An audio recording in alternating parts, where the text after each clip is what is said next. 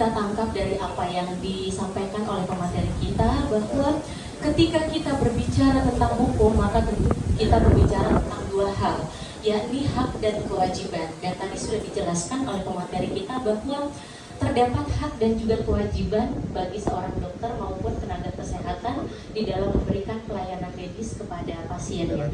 Selain itu, berkaitan dengan kesehatan, maka tentu kita tidak terlepas dengan hak asasi manusia. Jadi memperoleh pelayanan kesehatan itu merupakan bagian dari hak fundamental yang memang merupakan karunia dari Tuhan Yang Maha Esa yang tidak satu orang pun dapat merenggutnya, seperti itu ya. Jadi melihat regulasi yang ada bahwa memang sudah diatur di dalam Undang-Undang Nomor 36 Tahun 2009 tentang kesehatan, maka regulasi yang berlaku tentu saja dapat kita pergunakan untuk mencegah atau meminimalisir terjadinya pelanggaran hukum yang ada di sekitar kita. Seperti itu ya. Baik, sebelum saya menutup materi pertama kita, acara selanjutnya kita bersama-sama untuk menyaksikan penyerahan pelakat kepada pemateri kita yang dalam hal ini akan diserahkan oleh Dr. Ilham Hamid. Oh iya, ada diskusi mungkin yang bisa ditanya. Mohon maaf kalau untuk pertanyaan, sebetulnya tadi kita ada keterbatasan waktu, tapi tidak masalah, kita batasi saja 2 pertanyaan ya terlebih dahulu. Mohon maaf. Jadi kita berikan kesempatan yang pertama, mohon izin untuk memperkenalkan nama terlebih dahulu beserta asal.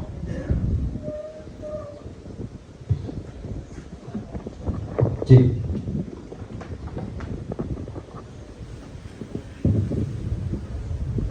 Baik, terima kasih. Assalamualaikum warahmatullahi wabarakatuh. Waalaikumsalam warahmatullahi wabarakatuh. Saya Eril, Dirda LBHA DPD BKPRMI Kabupaten Sinjai. Ingin menanyakan beberapa hal. Jadi singkat saja. Jadi di sini saya akan mempertanyakan 3 poin berdasarkan apa yang sudah dipaparkan oleh narasumber. Yang pertama, yang marak kita saksikan hari ini itu banyaknya praktik klinik online, sehingga banyak kemudian tenaga medis maupun tenaga kesehatan yang berubah menjadi paranormal. Ya, karena bagaimana mungkin kita hanya mendaftar registrasi via online, kemudian kita chat, kemudian kita dikonsulkan. Sementara saja kalau menurut keterangan Ibu Amel, itu di CT scan saja atau memeriksakan diri saja langsung ke dokter itu bisa salah. Tadi ada hanya sakit mah, sampai di CT scan dikira kanker dan sebagainya. Sehingga ini yang kemudian membuat tugas baru sebenarnya terhadap penegak hukum, utamanya kita yang mengetahui regulasinya. Sebenarnya apa tindakan kita yang mengetahui bahwa, atau apakah memang sudah ada regulasi dari Kementerian Kesehatan yang mengatur tentang klinik online dan seperti apa standarnya, seperti apa yang bisa dilakukan kalau ada yang melakukan itu. Ada batasannya saya kira. Kemudian yang kedua, di pasal 51 Undang-Undang tentang praktik kedokteran, di sana dikatakan bahwa harus ada SOP. Dokter atau tenaga medis harus melakukan pelayanan sesuai dengan SOP yang telah diterapkan. Sementara hari ini tidak ada SOP yang resmi turun dari Kementerian Kesehatan. Sehingga ini memang jadi kejanggalan. Saya punya pengalaman begini. Ada kesalahan penanganan dan kami meminta bahwa aturannya seperti apa, karena semestinya memang di ruang-ruang rumah sakit, ruang perawatan dan ruang pelayanan tenaga kesehatan itu ada SOP. Sehingga kalau kita misalnya keluhannya ini, kita taunya oh kita mulainya dari sini. SOP itu kan mulai dari awal sampai tindakan terakhir di situ dijelaskan. Nah, sementara kalau ada kesalahan tidak usah panjang, sama seperti yang dicontohkan tadi Ibu yang hanya sakit mah kemudian di CT scan dan sebagainya. Sebenarnya apa langkah atau tindakan kita, karena itu tadi ketika kita meminta mana SOP-nya, dokter atau pihak rumah sakit bisa saja memanipulasi SOP kemudian diganti bahwa ini SOP-nya, karena memang tidak ada SOP resmi dari atas. Jadi itu apa langkahnya kalau ada kejadian seperti ini.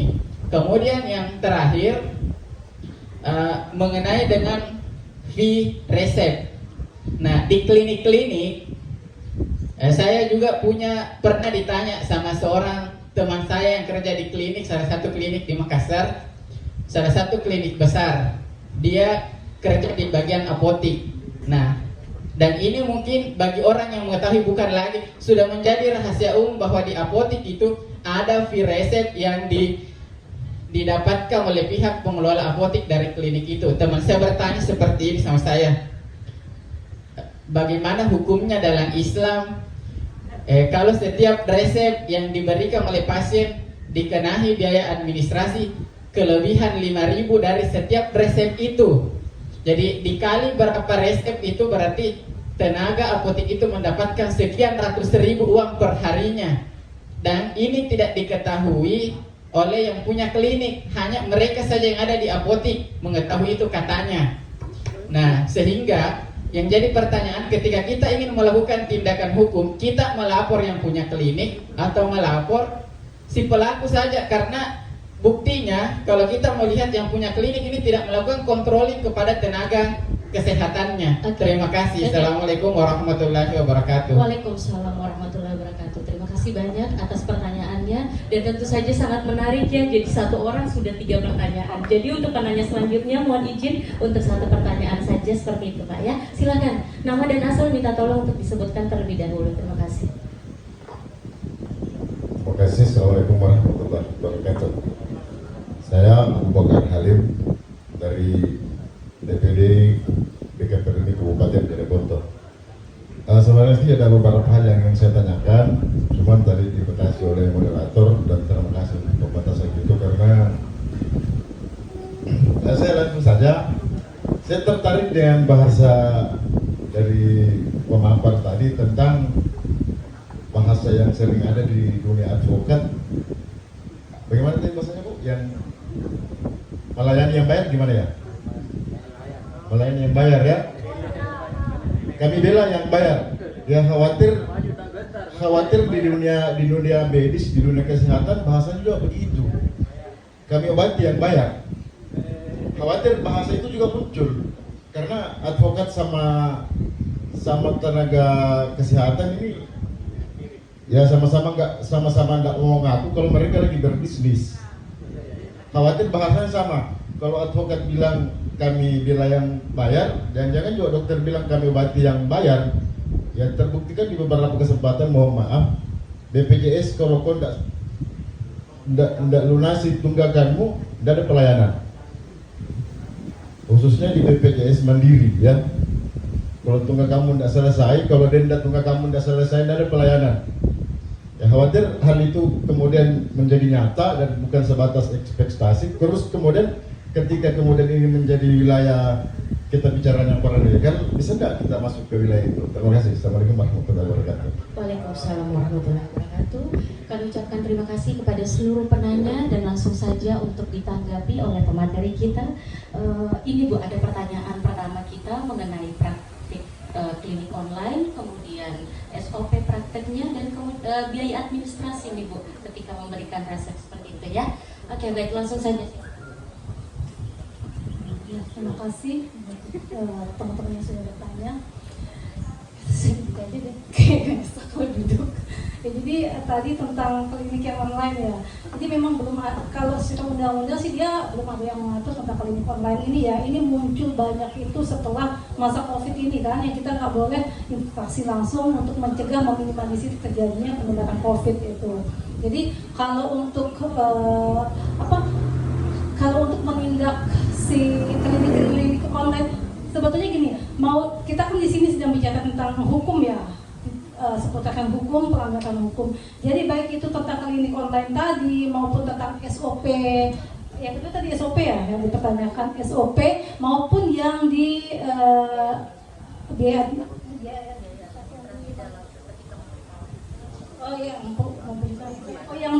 yang di apotik ya. Jadi semua itu, ketiga hal itu, apapun itu balik lagi ke pelanggaran hukumnya. Apabila memang kalau di dunia hukum ini kan bisa ditindak itu apabila memang ada yang merasa dirugikan, seperti itu. Kalaupun sejauh ini klinik online ini ada, tapi tidak ada yang merasa dirugikan, maka juga tidak ditindak sejauh ini, tidak ditindak secara tegas, apalagi itu tindakan secara hukum ya. Tapi kalau misalkan memang ada yang dirugikan, seperti contoh tadi dia mengeluh apa, diagnosa apa, dikasih obat apa.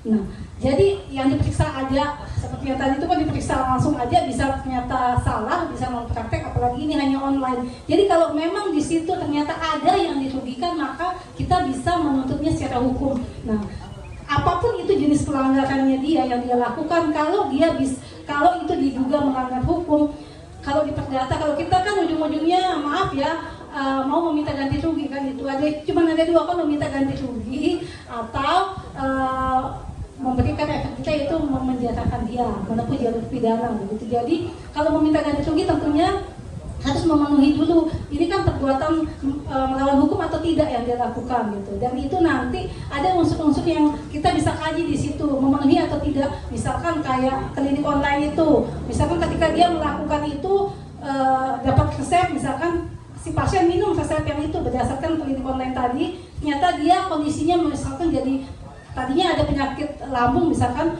akhirnya lambung jadi tambah parah, dia muntah-muntah yang tadinya nggak muntah-muntah. Nah itu bisa dituntut.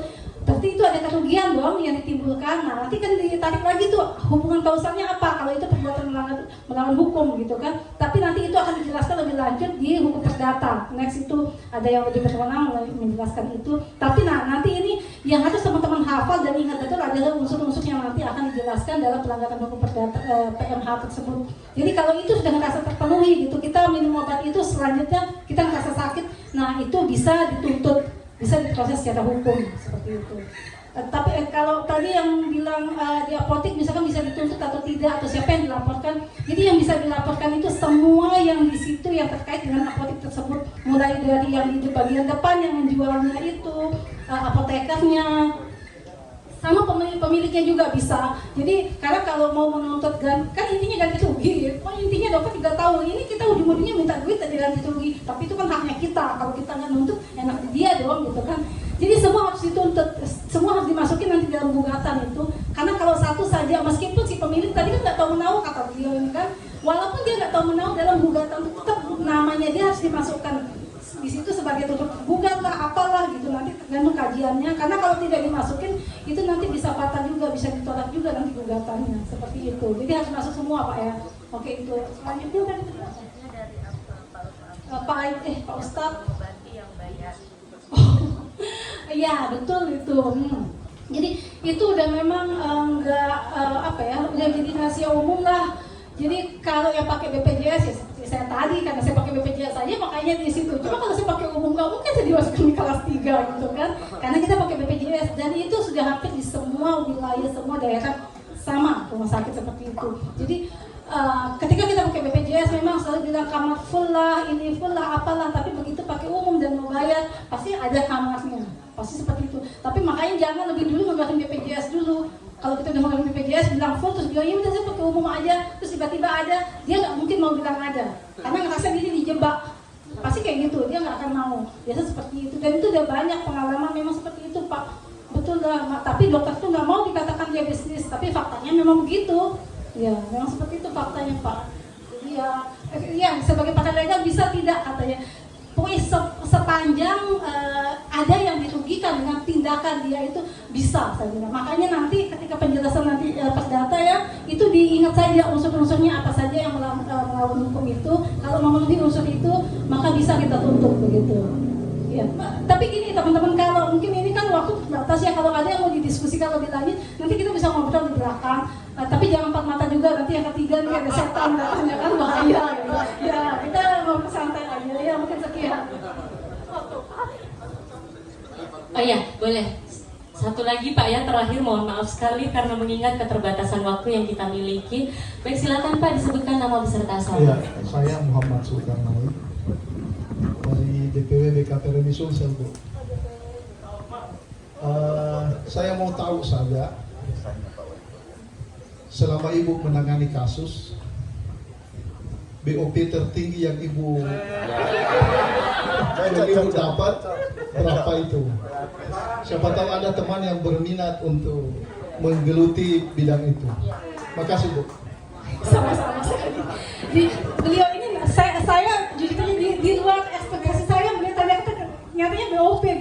yang beliau tanyakan. Jadi saya ingat kemarin kata si Bu Ustazah yang istri ketua umum kita, sepanjang jalan beliau itu cerita tentang apa kemarin, uang apa sih kalau di sini kawinan, uang panai. Jadi saya juga tadi begitu beliau nanya, jangan-jangan nanti dia patokannya uang panai saya kalau kawin ke sini itu berapa sesuai dengan SOP, sesuai dengan gitu kan. Ya, kalau ternyata penghasilan saya tinggi, berarti uang panai saya nanti tinggi. Sorry, just kidding, Wak. Nah, gitu ya. Udah, ya, alhamdulillah. Jadi kalau untuk yang tertinggi, saya selama ini, kalau BOP itu begini, itu hanya kita hitung, hanya berdasarkan berapa kali sih kita berjalan kasus yang ini, berapa bulan, itu aja sih.